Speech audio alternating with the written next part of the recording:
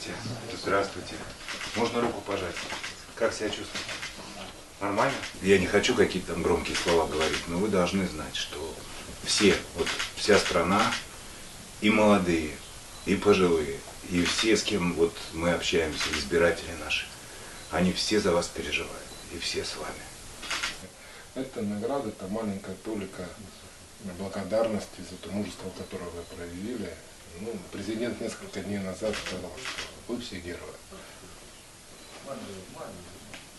Указом президента Российской Федерации за мужество, отвагу и самоотверженность, проявленные при исполнении воинского и служебного долга, награждены медалью за отвагу.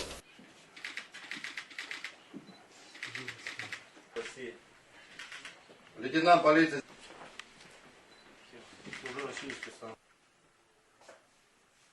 Медалью за отвагу. Служу России.